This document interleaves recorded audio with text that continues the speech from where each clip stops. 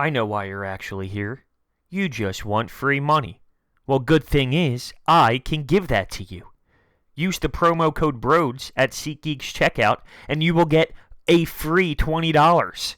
Make sure you get yourself to a game now. The crazy thing is, that beatdown in Dallas, it was real. It actually occurred. It happened. And it sucks sitting here the day after trying to process it. How does this Eagles team come unprepared to Dallas? How do they go into AT&T Stadium and fall apart? Look useless. Playing without energy. How does that even happen? It doesn't matter what the records are. Whenever you play the Dallas Cowboys, you can't not show up. You can't have no fight. You can't go out there and provide no spark at all and lay down as the Cowboys stomp all over you. And not only that, it wasn't just a random game where both teams have bad records or whatnot. This was a game for the top of the NFC East, when your head coach guaranteed, and there's air quotes there, of course, but guaranteed the win. You don't back up Doug Pederson's words? That's so telling. Now, I look at Doug Pederson, and I see a man that is shocked, stunned, and he can't even comprehend what's going on. Doug Pederson has no clue how things have changed so drastically so quickly. We have a locker room filled with veteran players, older players, experienced players. How did we have a no-show in that moment? This drama thing, it's a big deal. It's a big deal. After the game, post-game, Lane Johnson's talking about how we have to hold people more accountable. No showing up late to practice, no showing up late to games. Why is this coming out to the media? We already have an anonymous source talking crap on Carson Wentz because he needs to check down the ball more. Which, originally I thought to myself, this isn't even a problem, all right? We have bigger holes to fix than this anonymous source. But the more I sit here and think about it, it's a big-time issue. Lane Johnson saying that we're late to practice and late to meetings and no one's being held responsible. Malcolm Jenkins on WIP is saying, what are you talking about? What's going on here? What is Lane saying? So they're on the wrong page, different pages, but there's a defensive side of the ball and the offensive side of the ball, right? And the offense has certain meetings and whatnot, so I can understand why maybe some of the defensive players didn't know if one person came late to a meeting or whatnot, but that's what I'm saying. Like, the team isn't on the same page, and not everyone is being held accountable. It's unreal. This report about the anonymous source. See, there are plenty of wide receivers in this league who are unhappy with their quarterback. For example, the latest one that came out was Diggs. Stephon Diggs of the Minnesota Vikings. He wasn't thrilled with how Kirk Cousins has been playing. Adam Thielen, same thing. They're coming out and saying it to the media, face to face with the media. We have a problem where there is an inside source talking trash without putting his name behind it. That's so much different. That's insanely different, and that's a huge problem. This locker room is spiraling downwards, and it's not going to get any better. There is a problem inside that locker room. Having so many years of experience playing high-level hockey, I've had great locker rooms where it was a family, it was a bond. You loved everyone. They were all my brothers, and you would do anything for them all the time, no matter what, on and off the ice. I also had a couple locker rooms where we hated each other. There were a lot of people turning each other's backs on each other, talking trash behind each other. And guess where those teams went? Those teams went nowhere. I had the most success when I played with players and teammates who felt like one. I don't see a way that this is going to turn for a positive. No one's on the right page. No one's clicking. Everyone's frustrated with each other, right? When things go sour, when you're not winning football games, everyone starts to turn on each other a little bit. What's Doug Pederson doing? What is his game plan offensively? Why is Carson Wentz struggling? He misses Alshon Jeffrey in the end zone with a ball that's, 7 feet too high? That has to be executed. He didn't pick up that blitz, like I mentioned in my post-game recap, in my instant reaction. He had plenty of miscues, fumbling the football, not acquiring the snap correctly. So many problems. What's Carson Wentz doing? Does he not trust any of his receivers, so he's concerned? He doesn't know what to do. He doesn't trust anyone, so he's out there just lost mentally. It's a possibility, because what has Mac Hollins done? He's done nothing. Nelson Agholor can't catch a football.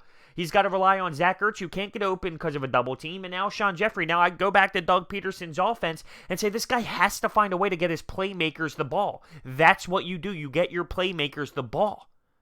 You got to find a way. I'm sorry. The excuse of Agholor and Mac Hollins stinks isn't enough for me. As a head coach, an offensive head coach, and with Mike Groh, you got to come up with a game plan to at least give us something. So at least we can see what your mindset is. We have no clue what the structure is with this offense whatsoever. Let's bring it to the defensive side, all right? Because we had that one play where the touchdown, wide open touchdown. So wide open that the Dallas Cowboys had 10.3 yards of separation on that touchdown. There's a picture of this man wide open in the end zone and not an eagle in sight. Not even in sight. He wasn't in the frame. By the way, we also blitzed a good amount of times. For the people who want Jim Schwartz to blitz all the time, Dak Prescott went 7 for 7 in those blitzes. Just saying. Because there was a moment in time in this city where all fans wanted was Jim Schwartz to blitz. He's blitzing. It's just not working. Because everyone thinks, you need to do this if the alternative isn't working. Well, when you do this, there's other holes. There's other problems. It's not just doing whatever the opposite is and that fixes the problem. That just creates another issue. But one thing I loved, and love is obviously sarcasm here. Zach Berman asked Doug Pederson today at the podium about the 21 personnel and attacking our linebackers because the Dallas Cowboys did that. It was almost as if Doug Pederson was oblivious to that. He didn't realize that was going on. What, Doug? What? And that brought me back to what I stated before about Zach Brown being cut. He got cut, yet we're not thinking about the issue here that we don't have good linebackers. Zach Brown wasn't great, no. But our run defense was good because this guy was experienced and understood how to be a linebacker, and he can make tackles. He was a serviceable player.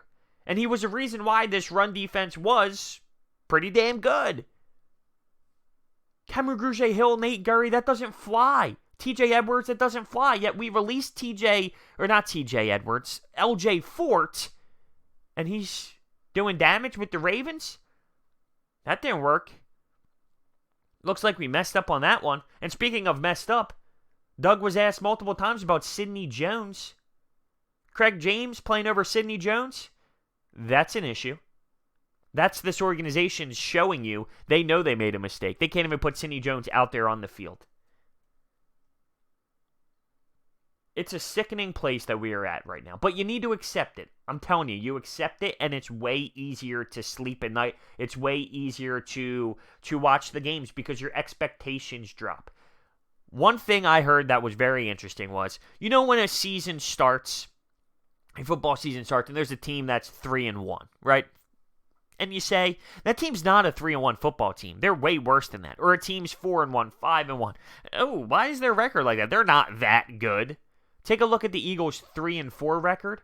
I can argue that they shouldn't be 3-4. They haven't played like a 3-4 football team, in my opinion.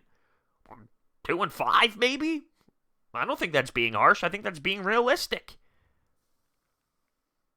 We have a lot to figure out, and I just don't know if we're going to be able to this year. It's not ready. It's not time to start screaming, fire Doug Pederson, because I've heard that already. This is a very weird spot for him, and he is struggling offensively and with game plans, and this year has been terrifying for him, and you can see it in his face. I think he's lost, and he's lost with the locker room, and he has no clue what's going on. But as much as you want to say Frank Reich was the reason we won the Super Bowl and whatnot, he did win a Super Bowl. So you're not going to fire the guy just like this. You're going to give him time to kind of figure this out. But there are many problems right now, and inside the locker room, There are people who are not on the same page, and you're not going to win football games like that. You're just not. When everyone has their back against each other and there's frustration in the room and there's anonymous sources here and people are being late here. And I mean, this is all stuff internally that we should never find out about. Yet Lane Johnson, one of our leaders, is talking to the media post-game after the show. I mean, he was clearly fired up with emotion, but he's talking about how people are late to practice and whatnot. I don't know. I can't sit here and process that correctly. It doesn't make sense to me. My brain doesn't have a switch that says, yeah, that makes sense. Yeah, that makes sense.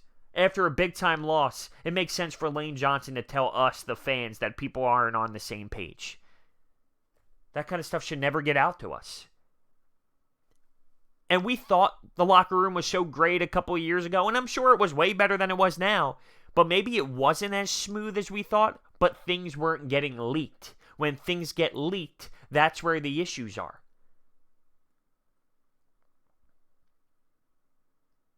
It's the day after. I don't feel much better about it.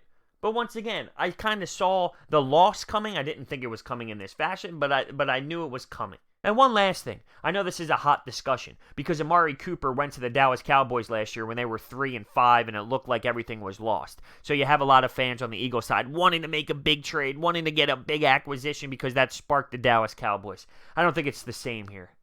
I just don't think it's the same. I can't tell you why, but the way that this culture is right now, it's lost. And adding I'm just saying, a Jalen Ramsey coming here, that type of attitude, I don't think that changes the way this culture is. I think it might even make it worse. No, you can add someone with a different personality that can help, maybe. But I don't think that mindset is completely fair to say, well, the Cowboys made it work. I don't think that's the same thing in this situation. So let me know what you think down below. Thank you so much for watching, and I'll see you next time.